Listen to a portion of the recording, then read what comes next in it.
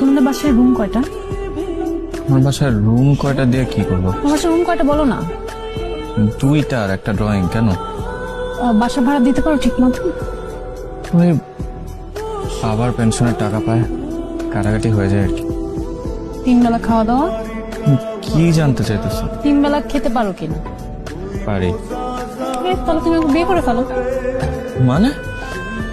মানে আমরা বিয়ে করব, কাজী 1000, কাবিন 1000, তারপরে রেজিস্ট্রি ফি, মিষ্টি, বিরিয়ানি, রিক্সা ভাড়া, সাক্ষী সবকিছু মিলে ধরো 5-7 হাজার টাকার মধ্যে হয়ে যাবে।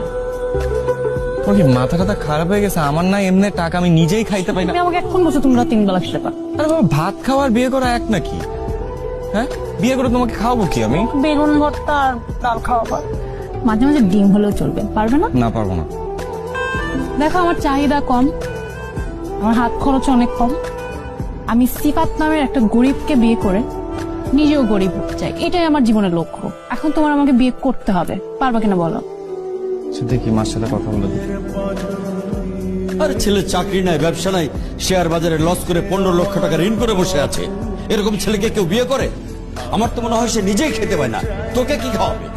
আরে শুধু খাওয়ার বিষয় নয়, আমাদের কাছে আরো ভালো অপশন আছে। ডাক্তার, ইঞ্জিনিয়ার, ব্যাংকার। জীবনে চলতে গেলে ফাইন্যান্সিয়াল সলভেন্সিটা খুবই দরকার। জীবনে কি টাকাই সবকিছু? টাকাই সবকিছু। টাকা না থাকলে ভালোবাসা জানালা দিয়ে পালিয়ে যায়, ছবি বিশ্বাস বলছে। একটা দরিদ্র বেকার ছেলেকে তুই কিভাবে পছন্দ করলি? কারণ আমি স্বার্থপর না, আমি টাকার জন্য কাউকে বিয়ে করতে পারবো না। রানু, কি বলছো তুমি? টাকা ছাড়া তুমি চলতে পারবে? জীবনে চলার জন্য অবশ্যই টাকার দরকার আছে, কিন্তু টাকাই তো একটা মানুষের জীবন হতে পারে না। আমি ভেবে পারবো না। তার মানে ওই ছেলেকে তুই বিয়ে করবি?